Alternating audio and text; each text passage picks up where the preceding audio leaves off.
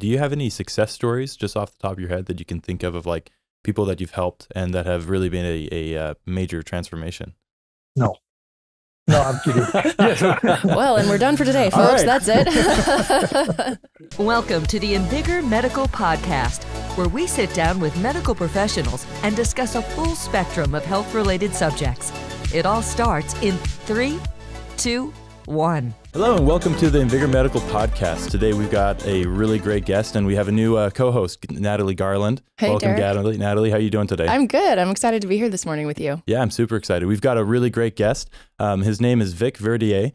He was in the French Navy for 10 years, had a world record that he has broken of exploring the deepest underwater shipwreck, fitness trainer, nutritionist, extra scuba diving instructor, and teaches self-defense and as a firearm instructor.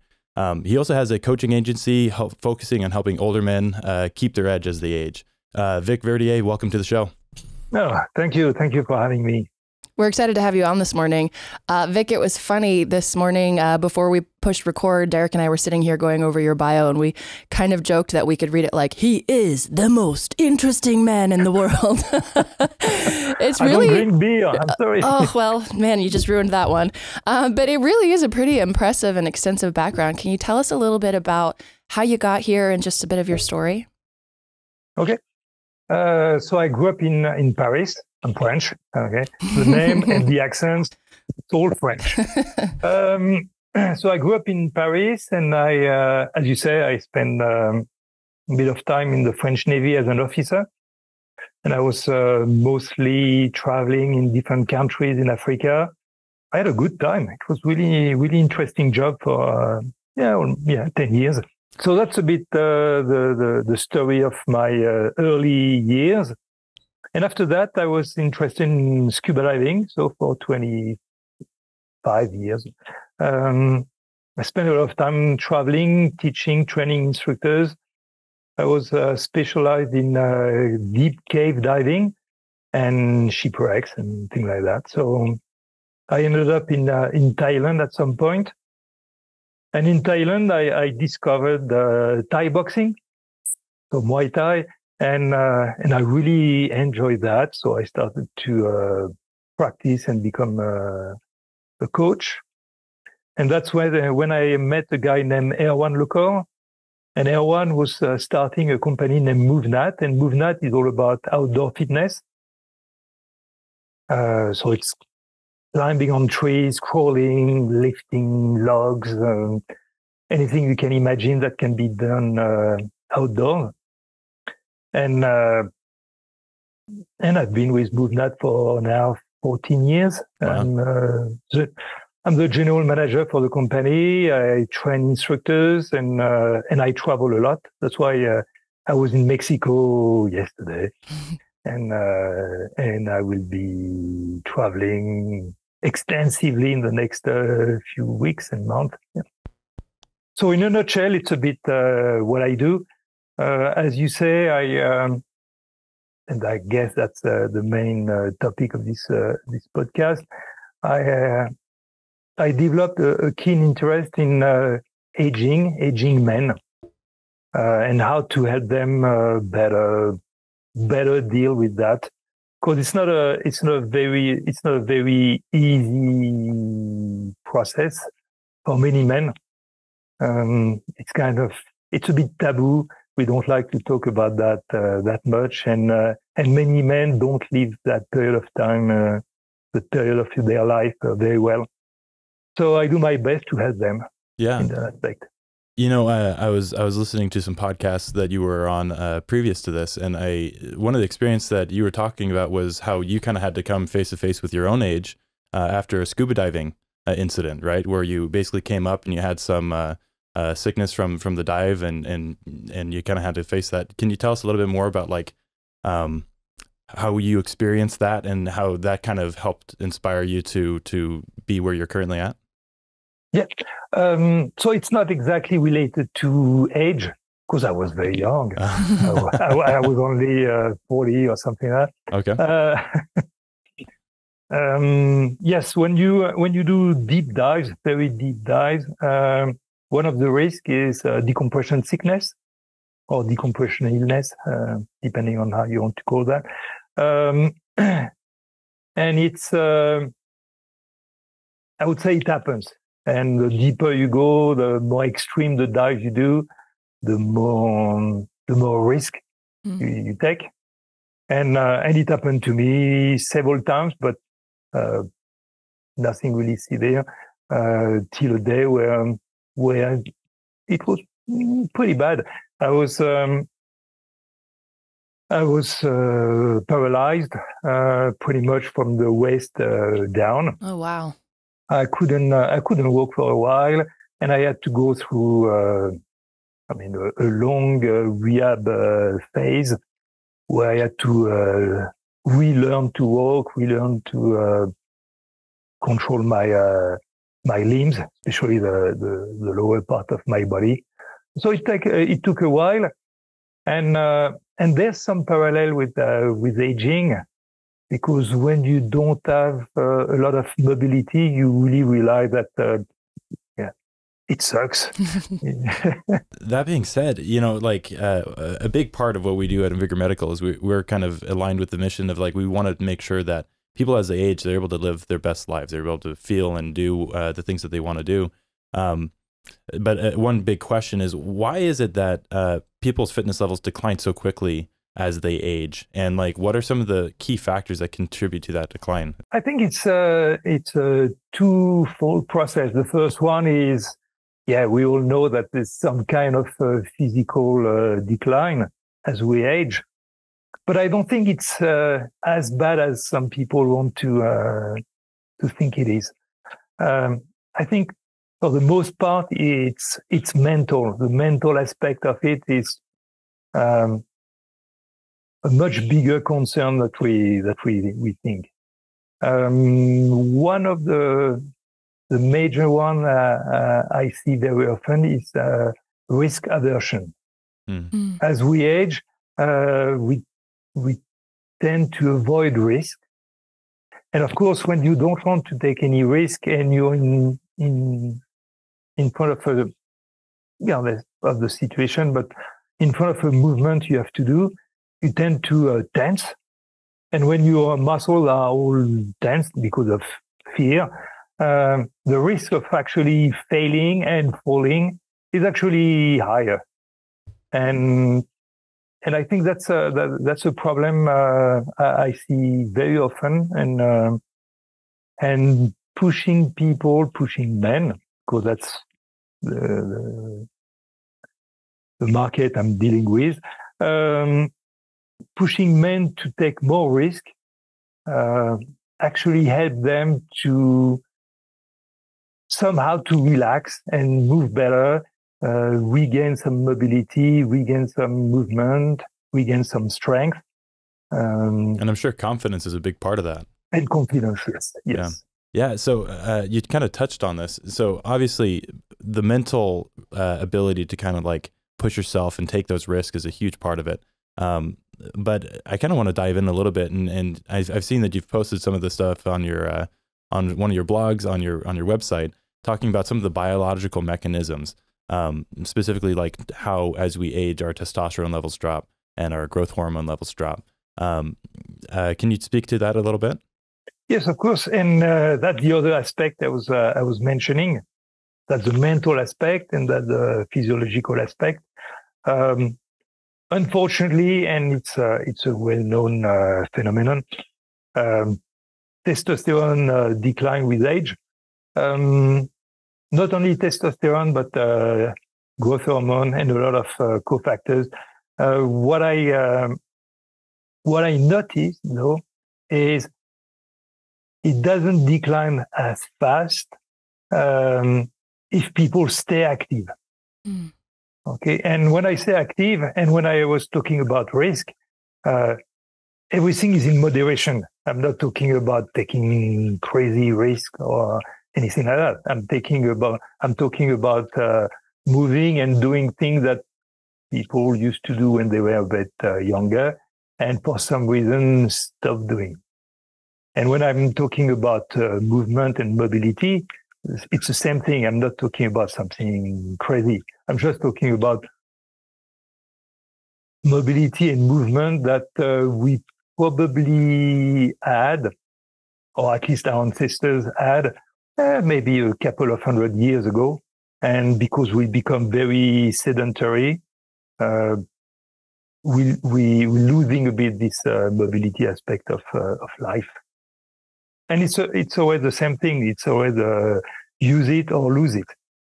If we stop moving because we're a bit scared of moving, we move less, we lose mobility, and therefore it's a bit more scary to move, and so on and so forth.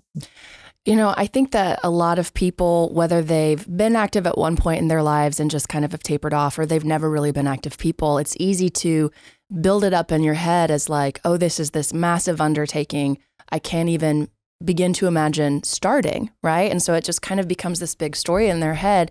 What would you say to people like that are in that mindset? I mean, I've read and heard so much of just even the simplicity of walking for 30 minutes a day and the impact that can have. So what advice would you give to someone that's in that position where they haven't been active in years, or they've never really been active, but they're growing aware of how important it is to take care of their health in the sense of having movement in their lives?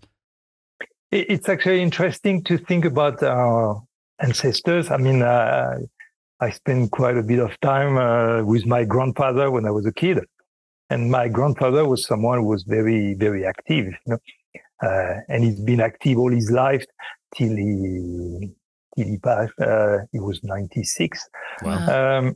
And the thing is, for him, for his generation, moving was part of their daily life. You know, they had some kind of very physical life, hard labor. And that was never a problem. Never been a problem for them to move and be active very late in their life. Nowadays, it's a bit easier to spend your days sitting, like we're doing right now. Okay, Guilty. But I mean, you wake up in the morning, you have your breakfast, you're sitting. You drive your car, you're sitting. You're at the office, you're sitting. You have lunch, you're sitting. You come back home in the evening, you're sitting in front of the TV or whatever you do in the evening. But I would say walking is probably the easiest and the least, I would say, scary thing to do when you're not very active in general. The fact that you can always park your car a bit further and walk instead of just parking in front of the building where you're going is an easy fix. Okay, there's so many benefits of walking. You don't have to run, you don't have to sprint, you don't have to jump, you don't have to do any of the crazy things you can see on videos and so on. But the simple fact that you can walk more every day is probably one of the easiest things you can do when you're not very active in general. Moving as much as you can, simple thing like balancing on one foot, squatting, probably not in public, but in your own house is something that helps you to keep some mobility. As I said before, I used to live in Thailand. I spent 6 years over there, and pretty much everywhere in Southeast Asia, you see people squatting pretty much everywhere. They are waiting for the bus. Even if they are wearing a three-piece suit, they are just squatting. That's impressive. That would be so funny to walk around. It's obviously a cultural thing, because can you imagine walking around Seattle and just like, there's just people waiting for the bus downtown in holding an air squat, chair pose. Let's go, guys. Exactly. You know, I actually heard a study recently when we're talking about sitting and how you can exponentially increase just your physical mobility every time you sit if you resist the force of that sit and that gravity. So you're really slowly going into that seated position, and it's activating all of these muscles and that eccentric movement, right? Mm-hmm. Isn't that what it would be? I think so, yeah. How important that is. So all to the point of like walking so simple, it's like there are things that we can do that are so simple and are impactful. But I'm curious if you could speak to, why is this so important, especially as we age? Why is movement so important, and what are the impacts that it has on our physical health, our mental health, all of these things when we get active and stay active? There's a lot of benefits in moving, and I say moving in the really general sense. First of all, obviously, as I said before, it's lose it or use it or lose it, meaning range of motion, strength. All things require some maintenance. Okay, it's not even a matter of increasing your mobility, increasing your strength, increasing your explosiveness, speed, power, or anything like that. It's just about maintaining what you had at some point in your life, and not letting it declining over the years. Okay, so I think that's probably one of the most important aspects of being active in general. Being able to maintain a quality of life throughout your life.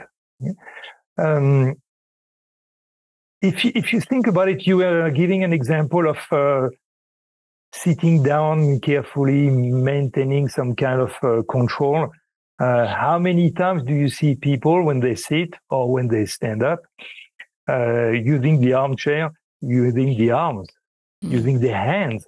Okay, while you could simply sit down and stand back up with no support whatsoever.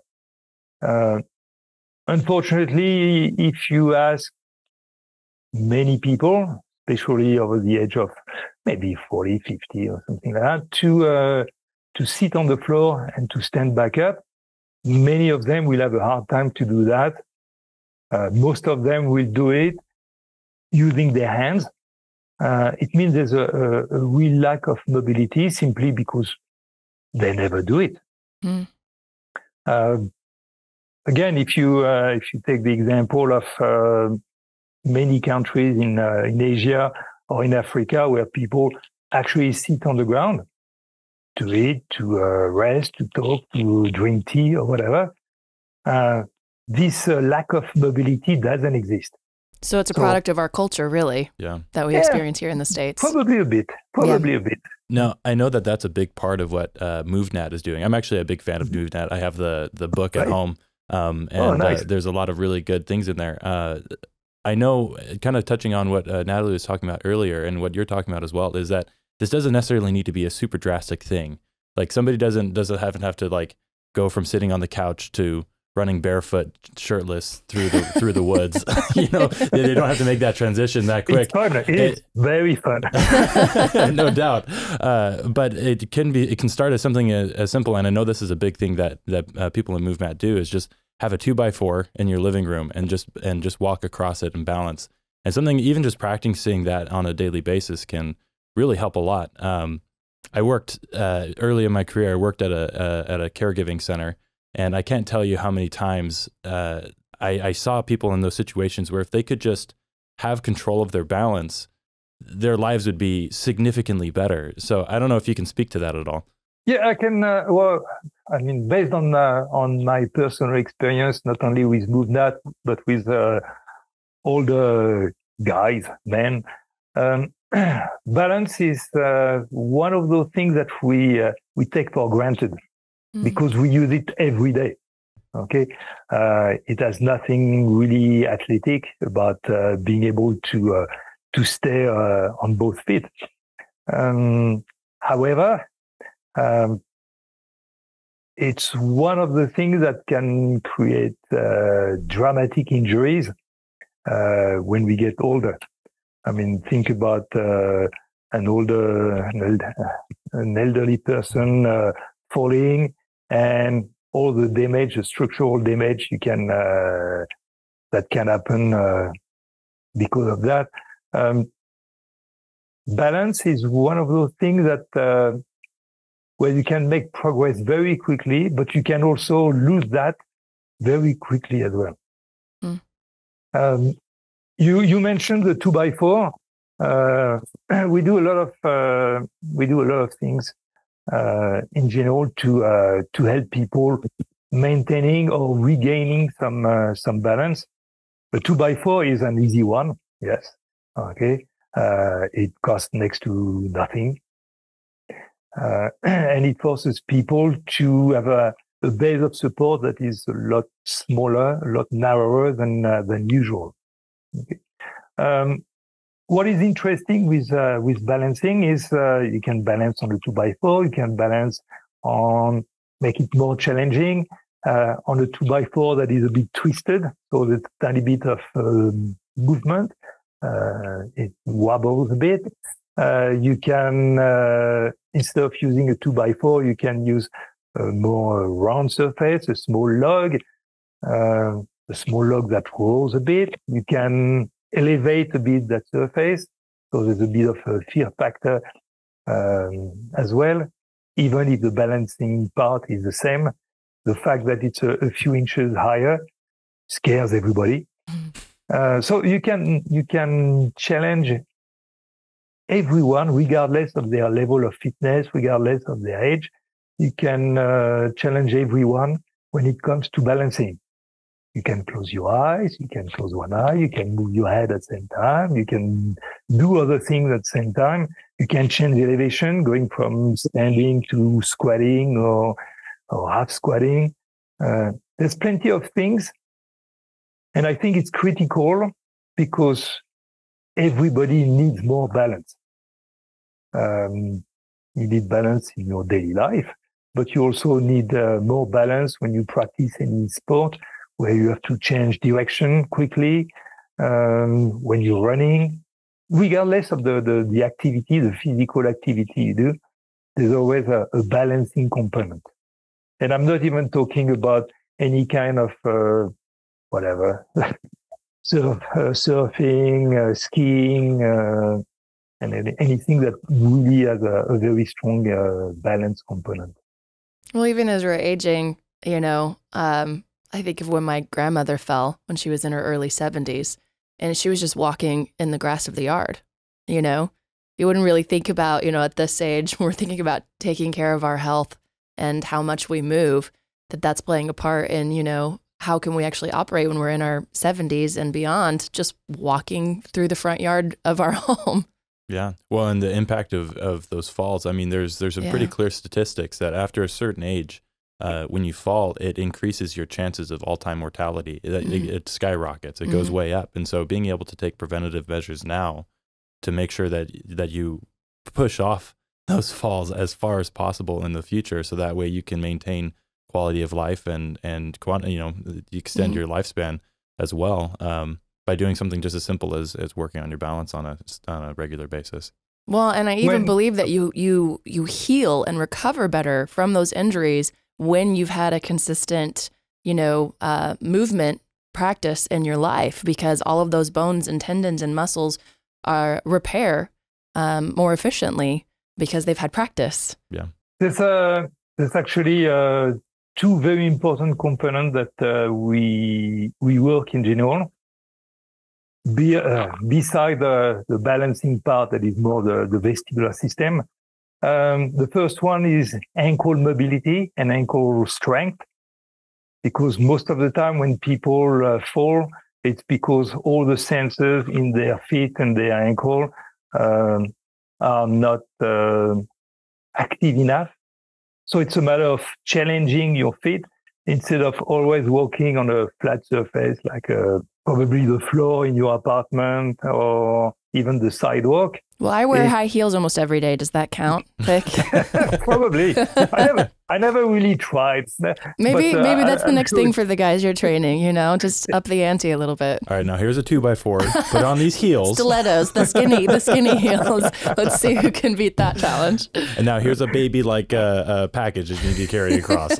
Exactly. But I think working on ankle strength and mobility help a lot of people when it comes to balancing. And for that to be, you need to be challenged.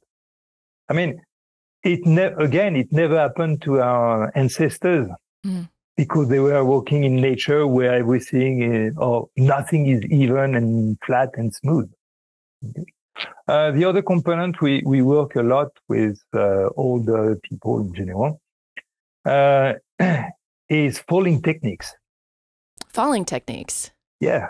Okay. Because it's not a matter of if, it's a matter of when. Everybody falls at some point. Okay. So if we can work on proper falling techniques to minimize any injury, preventing somehow any fracture or any bad fall, it not only increases the chance of recovering quickly, but it also instills some confidence in people. They know that they can fall and they can fall better.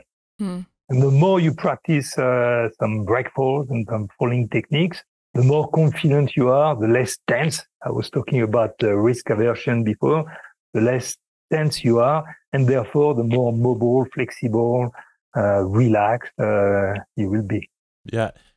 In that regard, where can people go to like learn how to do this? Because I was in martial arts for a little bit, and I know that we spend a little bit of time talking about like how to fall and how to make sure you minimize the impact.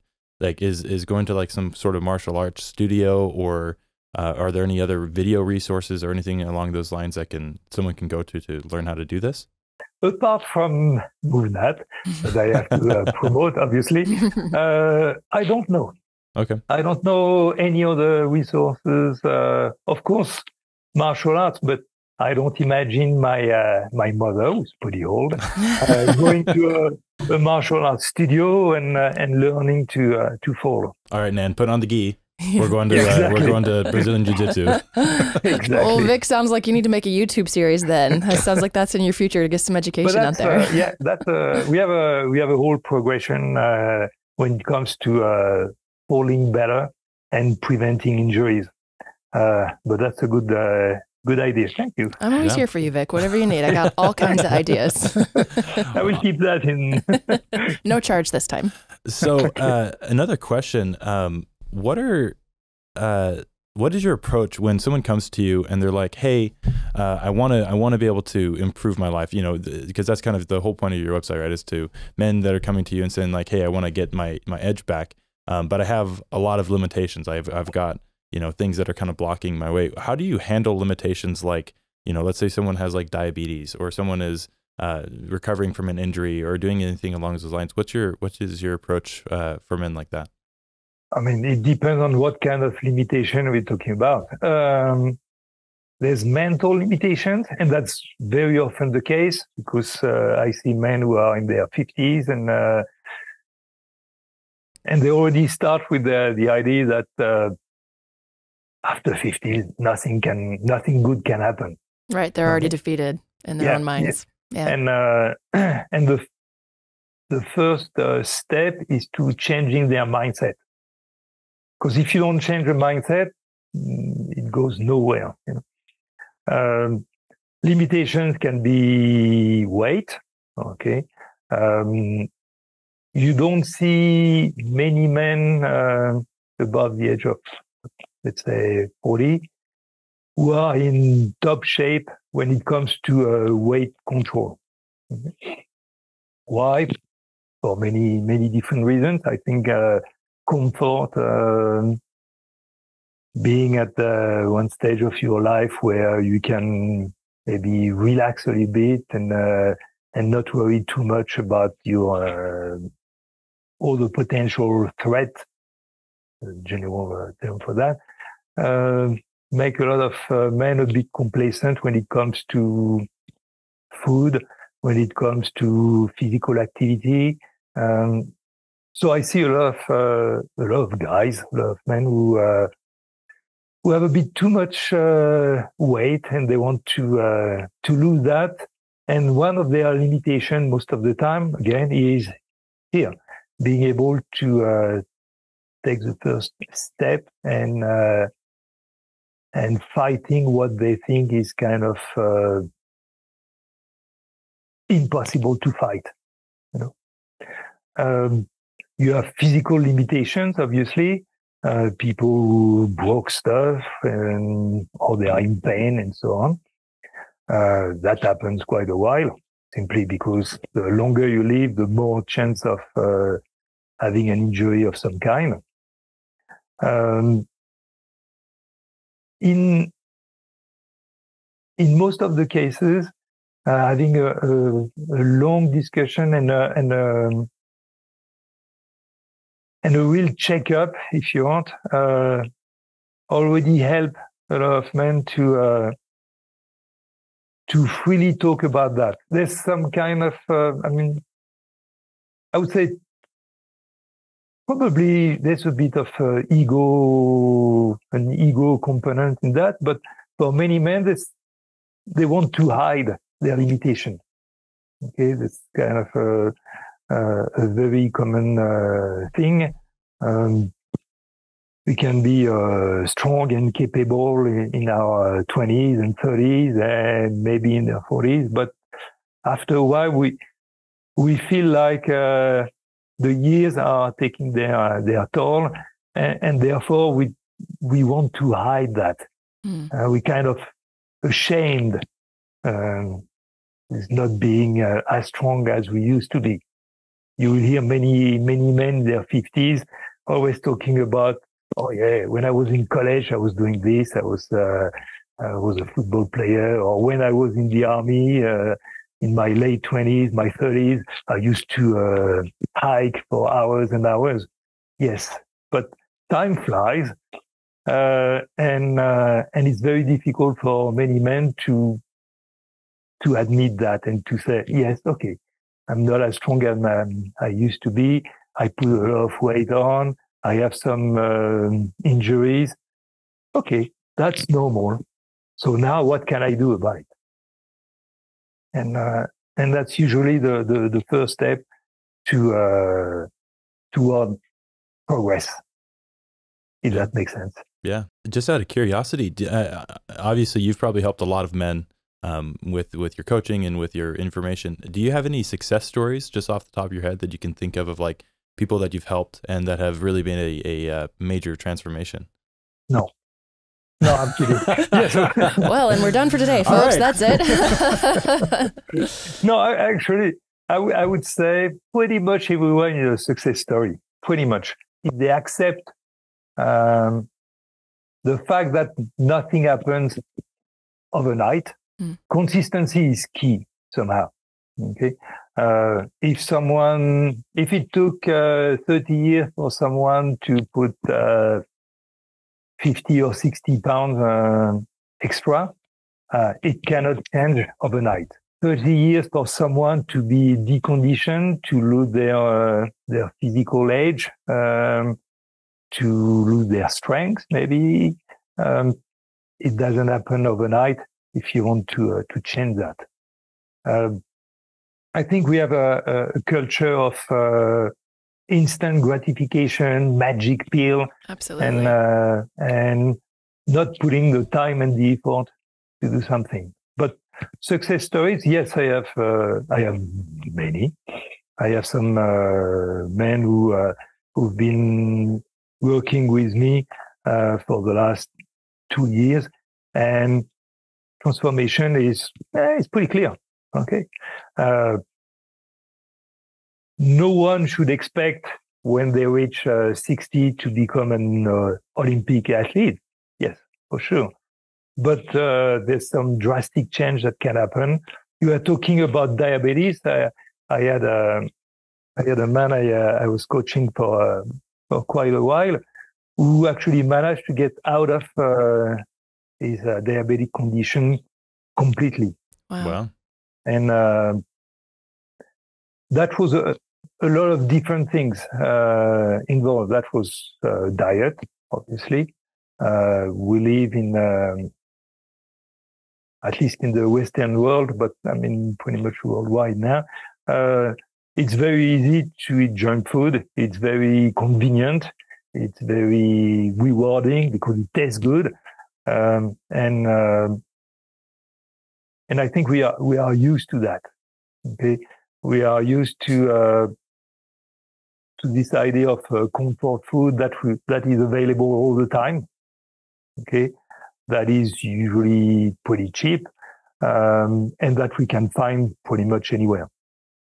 Working on his diet, working on his physical activity, working on lifestyle, sleep, stress management.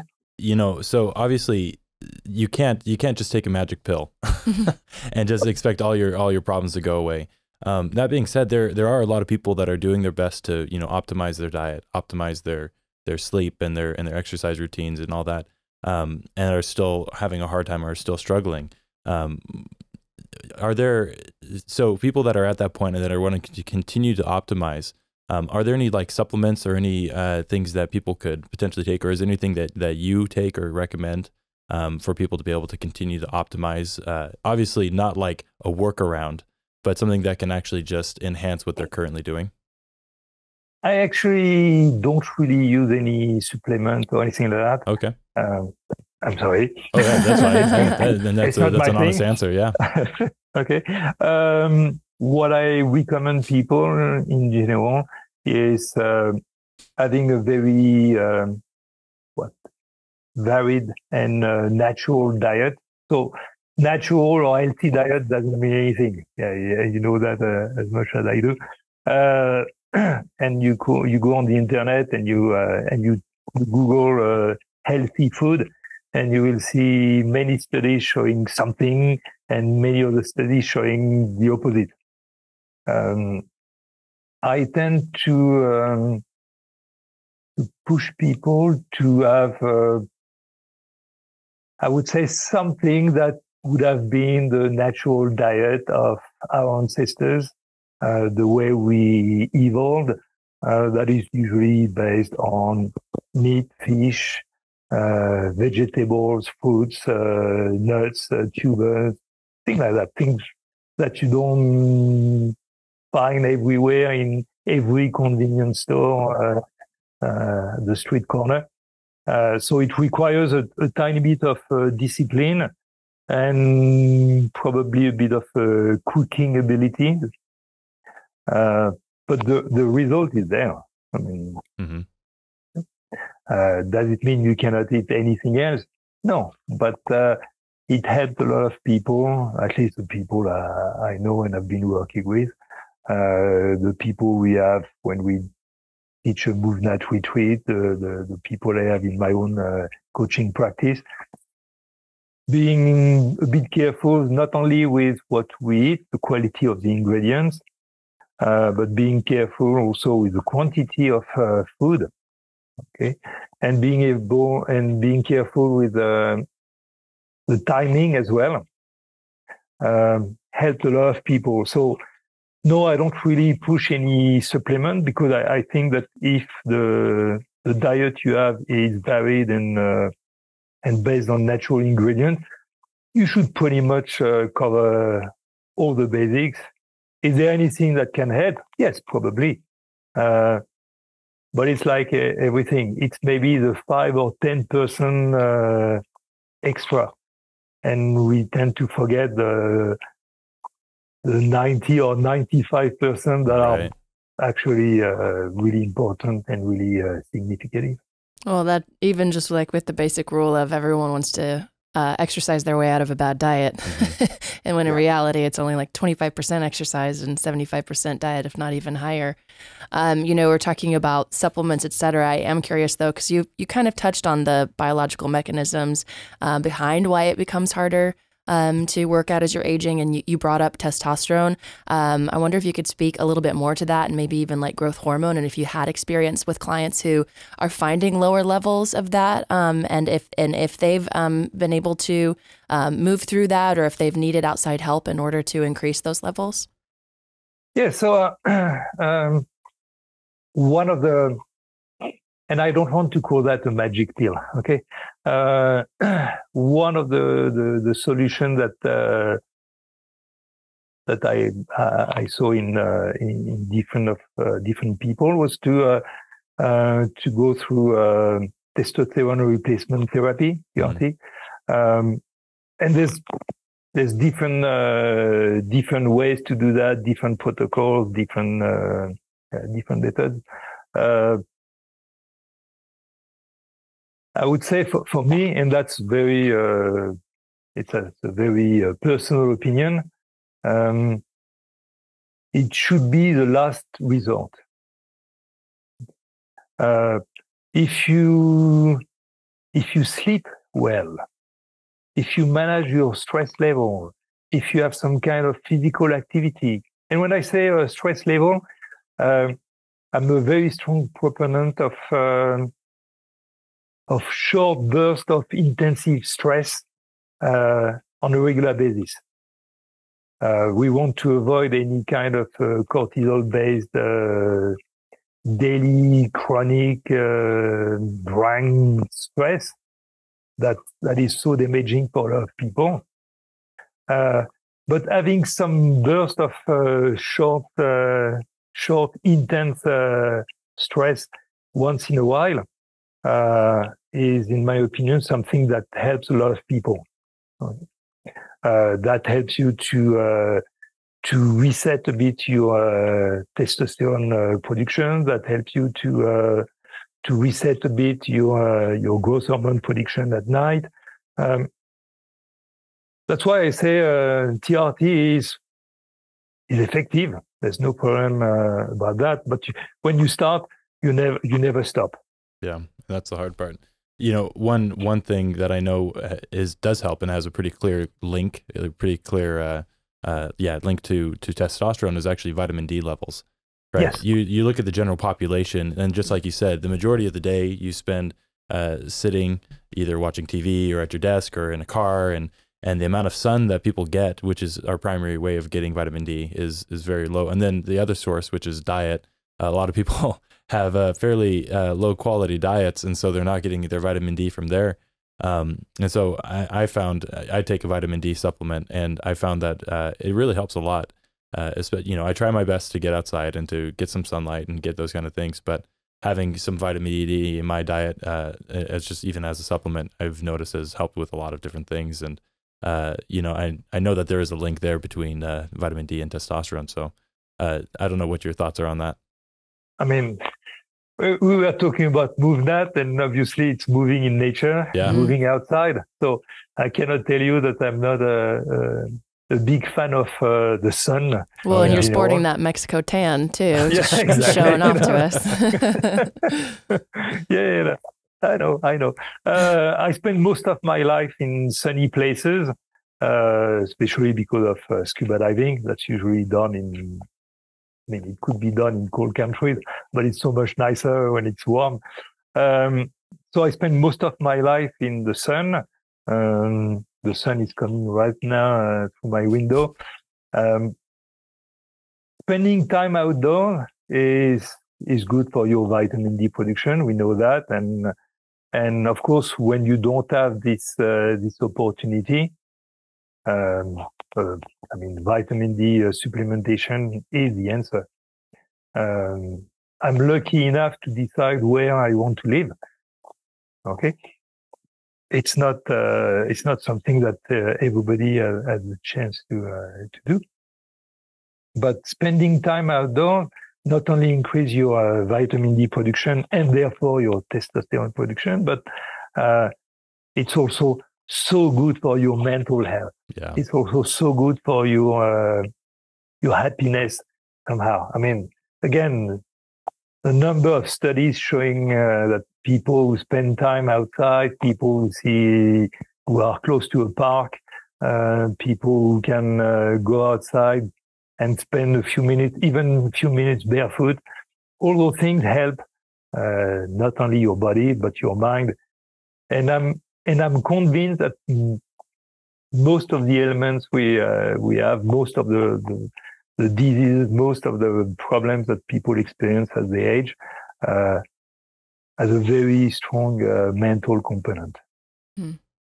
Yeah. And if we can fix that first, we're in the right direction. Well, I'll say even for myself, noticeably, whenever I do have a good vitamin D supplement and even B12, that it automatically helps my mental state. I'm just mentally in a better spot, making sure I have those supplements. In fact, this is the first winter I thought I was always taking enough vitamin D, and then I was instructed that I should take way more than I was taking. And so this is the first winter that I've had a high level of vitamin D every single morning. And it is the first winter that I haven't felt the winter blues. And I felt so much more mental clarity. I felt more motivated, easier to stay in my workouts, have desire to do more things. And that was really the biggest change that I had, was making sure I was getting enough vitamin D every single day. Yeah. And Vic, I'm sure you can speak to this. I know you have a gym up in Seattle. And, you know, obviously you live in sunny places. Being able to compare the people that you've met in Seattle and compared to the people that you're, you know, probably meeting over in Mexico, probably a night and day difference. You know, the amount of sun that people get in Seattle, it's so little. It's so cloudy and so rainy all the time. I think it's very easy for people to become depressed up there and having to deal with all that. You're speaking my language now. That's good. No, but I think we, for many years, we demonized a lot of things. We demonized the sun exposure. You have to cover your whole body, put a lot of sunscreen and everything, because the sun is dangerous. Even if we spend the last 3 million years somewhere close to the equator. We also demonize fat in general.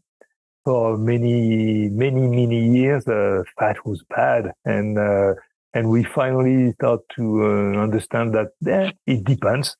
Okay, we demonize a lot of things. There's a lot of misconception in the fitness industry as well. The usual no pain, no gain. The usual push hard or go hard or go home or things like that. And we slowly start to uncover the truth that, again, maybe 200 years ago or a bit more than that, we knew intuitively. I mean, again, talking to my grandfather who spent time with his grandparents outside, moving, doing some hard labor, not being scared of the sun. All those things were pretty normal. The diet in France 100 years ago was mostly fat-based, and everybody was fine with that. There was no shame, no fat-free yogurt or anything like that. Everything was based on, we want some calories. Okay. We have some heavy on fat cheese and yogurt and meat and starting to make me hungry, Vic. I guess as just one last thing to kind of wrap up this podcast, it's been a wonderful conversation. Is there one thought or one piece of advice that you would want to leave with any of our viewers? Okay, I spent quite a bit about the mental aspect of everything. I think men, again, that's the subject I know the most. Men, especially when they age, need challenges. And the challenge can be in many different forms. The challenge can be to change your routines, not to be stuck in a specific pattern, routine, daily schedule. The challenge could be, as I mentioned at the beginning, taking small risk, progressively more risk or different risk. The challenge could be to think about your health, your physical activity, your life in general, and say, I need to change maybe something once in a while. I think it's important for men, I mean for everybody in general, to thrive in life, and that doesn't happen when you always do the same thing. I usually tell everybody that if you live the same day twice, you probably lost one day. And I try to do that in my personal life, but I also try to push all the people around me, the students in MoveNat workshops, my own clients as well. I try to push this idea about living in a constant challenge, or at least in keeping the mindset of changing a bit things every day somehow. I want to know where's the most beautiful place that you've gone diving. That's what I want to know. Diving? Yeah. Oh, it depends for what. I enjoy diving in caves in Mexico, in the cenotes. I enjoy shipwrecks in many Pacific islands or in the Mediterranean Sea. I enjoy reef diving in Tahiti, in Thailand. Man, it's a lot of beautiful places. That's why you've written so many books. You've got a lot of stories to tell. You could write a travel series at this point. So Vic, where can people find you? So I have my own website, Vic Verdier Coaching, if you can manage to spell a French name. So vicverdiercoaching.com. Or you can easily find me at movenat.com, MOVNAT.com. Perfect. Well, awesome. Hey, Vic, thank you so much for joining you. We'd love to have you again at some point, and we'll talk to you soon. Thanks, Vic. The pleasure was all mine. Thank you. All right. Have a good day.